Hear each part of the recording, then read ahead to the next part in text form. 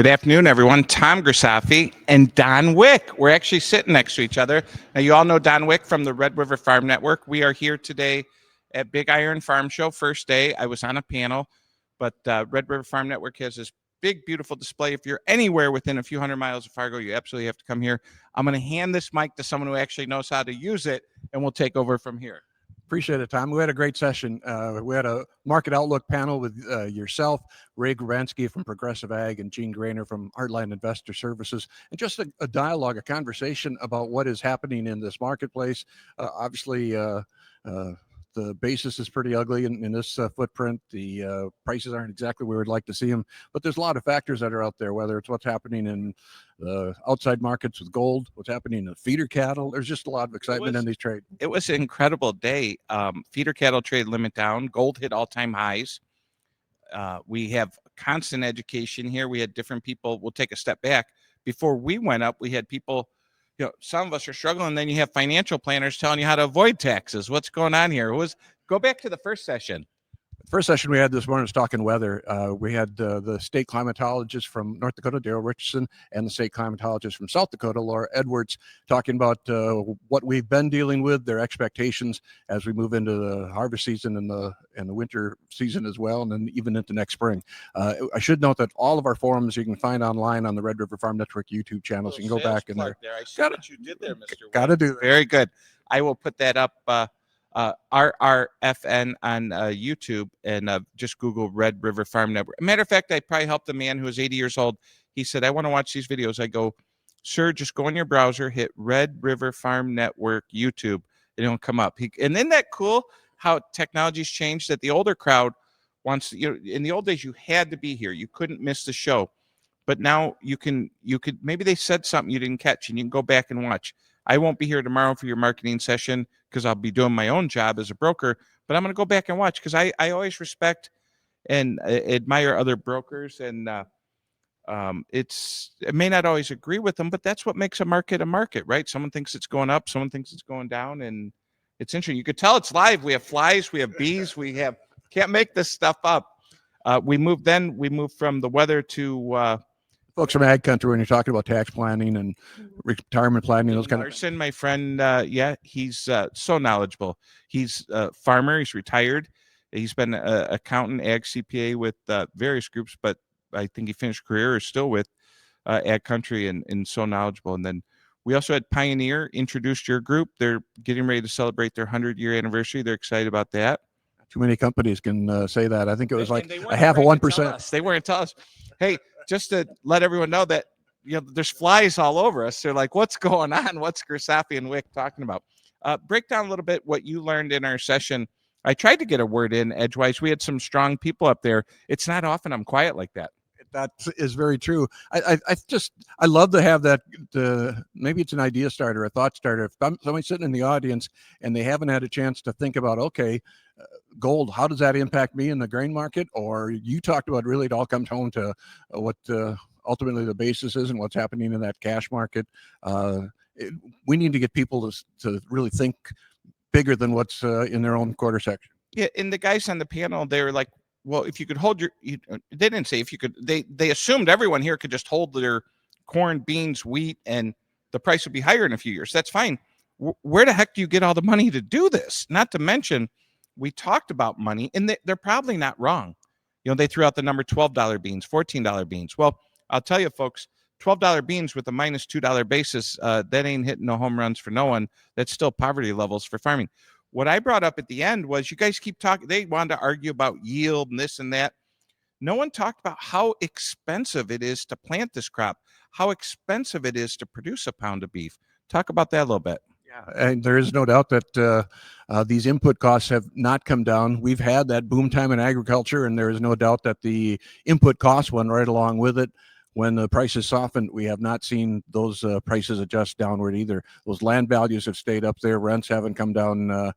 Maybe they've been holding, but I don't see them coming down any. No, and there's still plenty of people with money who will gladly go. They've always wanted to farm that ground, and now they waited 10, 20 years to get that piece of ground, and they're going to pay too much for it. But they're going to pay too much for it in hopes that times get better and that then they get to farm that ground. And so we cans just like in a market, like people sold a lot of stocks and stuff earlier in March because the tariffs. Well, now the stock market's at all-time highs. You want to buy things when they're cheap. You want to sell them when they're high. Right now, grains are affordable, cheap. But we think they're cheap. We definitely know they're affordable. But how do we stay in control of this grain to better times? And well, this guy, I got some graphics here. One of the things that came up with Fed Rollins, we talked a little bit about Rollins. You mentioned that comment she gave, although this isn't the prettiest picture of her. I got better pictures of her than this. But she mentioned on Fox News. What was that comment she said on Fox News? I wasn't real proud of that one. She said that the golden age in agriculture, the golden age for farming, is just around the corner. That was last week on Fox News. It surprised me, particularly when you look at the market. Didn't hit this week. Maybe it's next week. Maybe it's 2 years from now. I do believe in the Trump administration. If it was not Trump running as the president, I would believe in any administration, always thinking they have the best of all Americans at heart, and especially agriculture. I also brought up that only 1, maybe 2% of all people in America are involved in agriculture now. One thing, we did have a large group of young people that were actually college-age students that were in this audience, and I'm old enough to remember the 80s, and we lost a crop of young people coming into this business, and that's what I guess was one of my final thoughts. How do we keep that those people in the room? What my answer was? What was it? To marry well. I said, listen, kids, go find a plat book, and you'll fall in love along here. No, there was a good young crowd, and we did have some laughs, but we're laughing because it's a very serious conversation. We're laughing because maybe we're crying inside. When I know tomorrow when I go to work at the bank that there's people who aren't going to be able to renew their operating, may have to sell some assets. And the problem is, folks, is that the very assets a few farmers in a little area need to sell, everyone has those same assets to sell, right? And you can only get rid of so much equipment. You don't want to get rid of ground that's been in the family. So you start to leverage things. On the bright side, farmland values are staying firm. Is that correct? We just had a session actually with some folks from Farmers National Company talking about that land value and their holding. They certainly, like soft landing, I think was kind of the term that was used. Yeah, I don't see a panic in the land market. Maybe it got too high. We saw around the Mayville, Portland area, land trade at 7,000. Maybe it should be worth 5,500. But the land base of most of my clients is at a much lower level. I know on their balance sheet, it's at a lower level. I was over at hanging out at the Ellingson booth, and I saw a fellow client and a friend. He's also an ag lender and a farmer, and a bunch of farmers were standing around. I said, listen, he may be your lender. He has the same bad $2 basis. He called me a week ago. He can't store his corn and beans. So when you have the ag lenders working with the futures and options broker saying, I need to do that store or sell decision here this harvest in Northern Plains, and then we talk about re-ownership. So he didn't have enough room for everything. We had to sell something. We're not happy about the price. We're going to re-own it on the board. But the problem, Don, we can't make up that basis. We can't make up for that poor cash market. And so maybe we should end this video, go out there and sell a bagger, right? They're here to be sold. Right. We were with our friends from Advanced Grain Handling. I don't think there's any problem selling a bin, but you and I agreed, close to 100 million bushels of storage here in North Dakota. Talk about that and how that's just playing into this poor cash market. We had a derecho wind event that came late June that impacted one end of North Dakota to the other and into Minnesota and did some tremendous amount of damage. It's in a narrow band, but if you're in the middle of that band, that doesn't matter how narrow it was. There was a lot of extreme damage. I'm frankly surprised how well the crop held up considering where we were. The corn was young enough at late June that it didn't do a lot of damage, but we lost a lot of storage. Yeah, and it's a challenge, but we're going to fight through it. And with that, I will say this, in my travels and my public speaking, folks, if you need someone to speak at a farm meeting, I love doing that. You'll see also the Red River Farm Network people all over at events or all different places, but the farmers are still optimistic. Explain how they stay so. I think I know the answer. As a trader, I think in minutes, in days. They think in longer time frames, don't they, Don? Yeah, we're in a generation business. They want to have that next generation to come in behind them, and they know what the generations ahead of them did too. So it's that's really important, that continuity, I believe. Yeah, and before we end the show, I do have to say I'm totally embarrassed. I went to the Bears game last night. Congratulations, you Vikings fans. Tough loss for us Chicago Bears, but couple of the people I was with were Vikings fans, a couple were Bears, and half the people were happy, half weren't with that. Agriculture is going to keep moving on, right?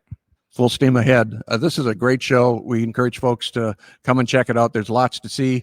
You can just kick the tires. You don't have to pay for it, buy anything. So check it out. About Wednesday and Thursday schedule a little bit. I'll get this video up here tonight, but who do you have coming here next few days? John Newton's going to be with us tomorrow morning at 10:30. John is with Terrain.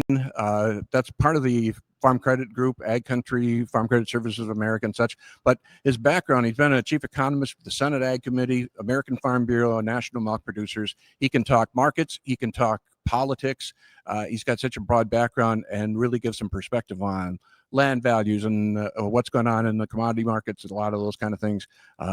John Newton, again, tomorrow morning, 10:30. We got a market panel at 1:30 tomorrow. We're going to have Randy Martinson from Martinson Ag Risk Management. I got to look at my cheat sheet. Christy Van On's with us, and Brian Doherty coming from Total Farm Marketing is going to be here tomorrow. And on Thursday, Bill Beam is the Farm Service Agency Administrator from DC. First time that since he's been confirmed it's going to be in this region. He's actually coming in early. He's going to see some of the dry bean harvest and some sugar beet harvest.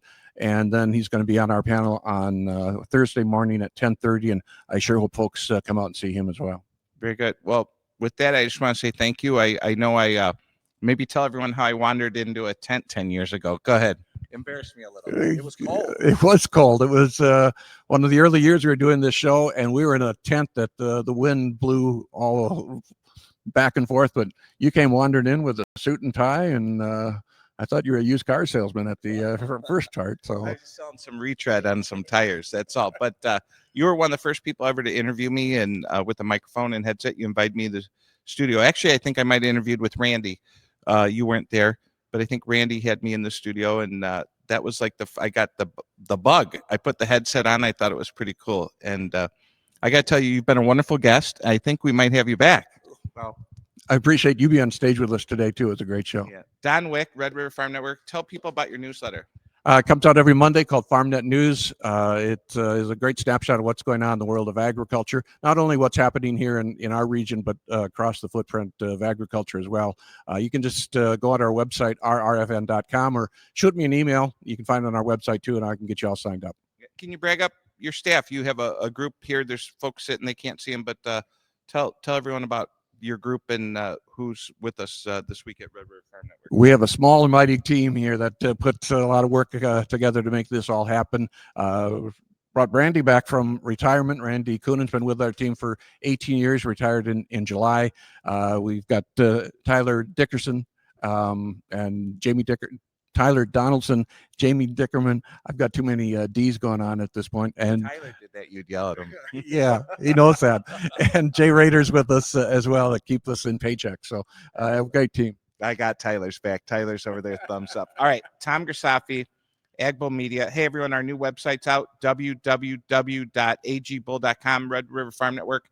If you missed an episode, of course, you're going to watch this on YouTube. You're going to listen to it on Apple and Spotify.